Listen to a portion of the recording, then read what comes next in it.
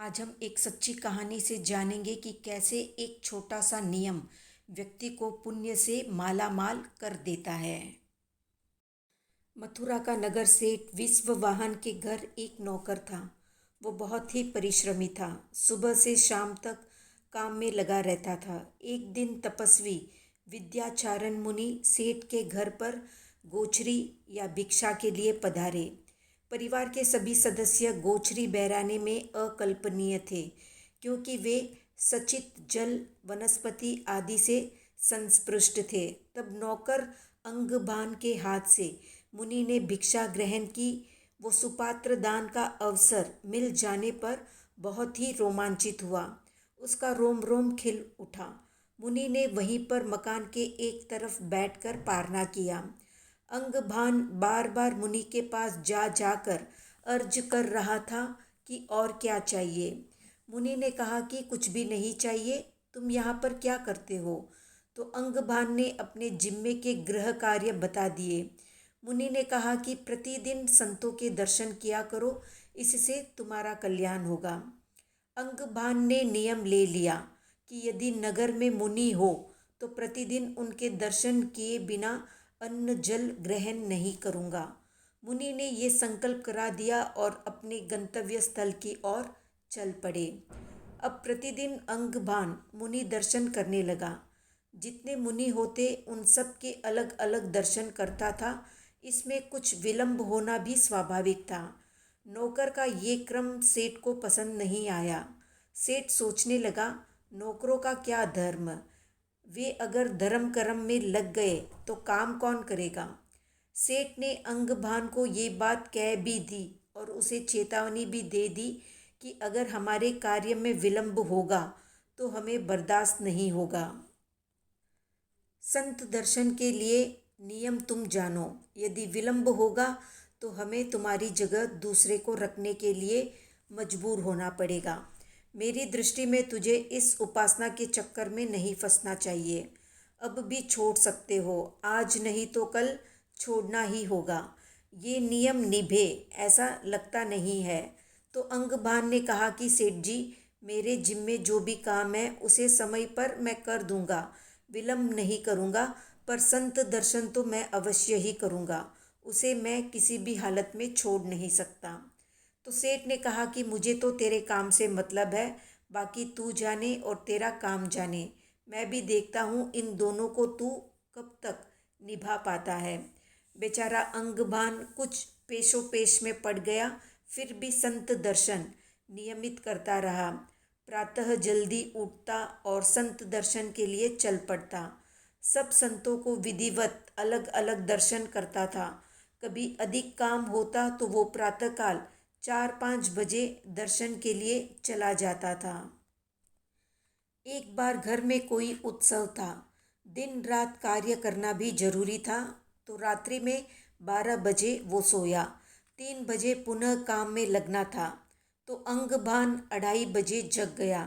संत दर्शन के लिए तेज कदमों से चला।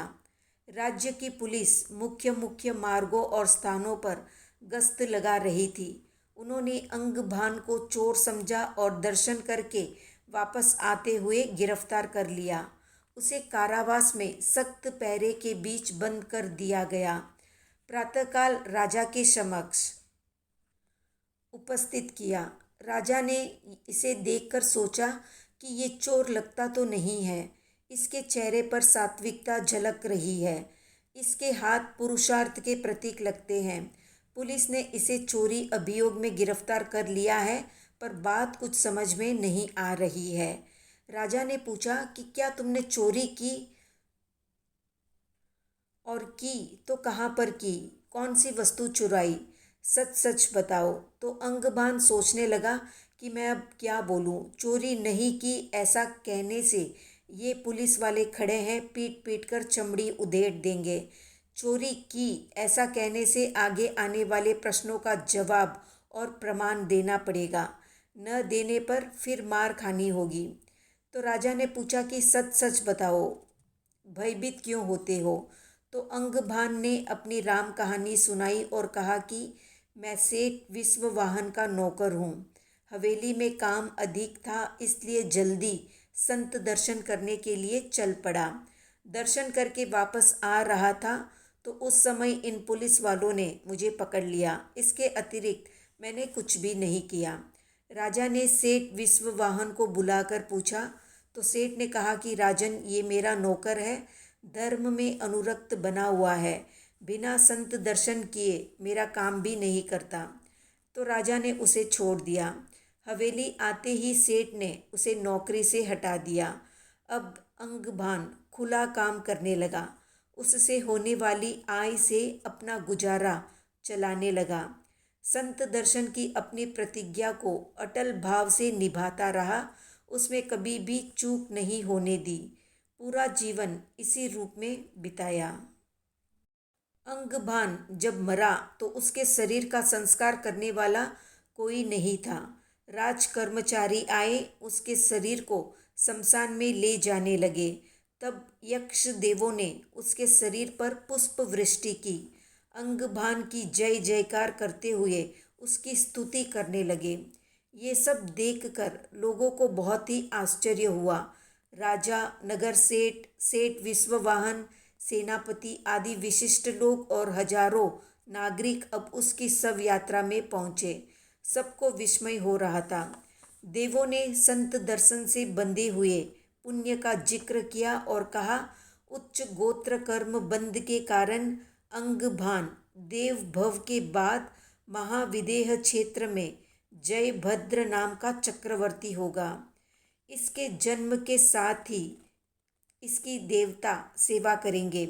इसकी वाणी में इतना आकर्षण होगा कि जो कुछ कह दिया उसके पीछे दुनिया लग जाएगी। ये अतिशय धर पुरुष होगा। जयभद्र के बड़े होने पर उसकी आयुधशाला में चक्र रत्न पैदा होगा।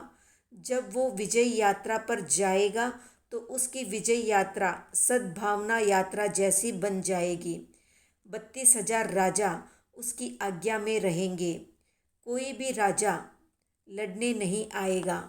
पूरे भूमंडल पर एक छत्र साम्राज्य स्थापित होगा।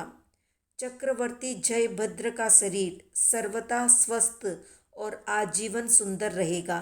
बुढ़ापा उससे कोसों दूर रहेगा। कभी सिर दर्द का भी अनुभव नहीं करेगा। इस पुण्य प्रकृति का जीवन भर उपभोग करेगा। चक्रवर्ती का पद भोग कर साधुत्व स्वीकार करेगा। संयम ग्रहण करने के बाद उग्र तपस्या और विशुद्ध ध्यान में लीन होगा। अनशन पूर्वक मरकर 7वें देवलोक में महर्दिक देव बनेगा। संत दर्शन से ही इसे उच्च गोत्र का बंध हुआ और उस पुण्य से ये देव और चक्रवर्ती का पद प्राप्त करेगा और लोकप्रिय सर्वमान्य बनेगा। तो इस तरह एक छोटे से नियम से अंगभान ने उच्च पुण्य प्रकृति का बंध किया। तो एक सत्संग, एक 5 महाव्रतधारी का सानिध्य अंगभान को नौकर से चक्रवर्ती बना दिया। तो कितने लोग रोज संत दर्शन करते हैं, कमेंट में बताएं। वीडियो पसंद आया तो लाइक, शेयर, सब्सक्राइब करें।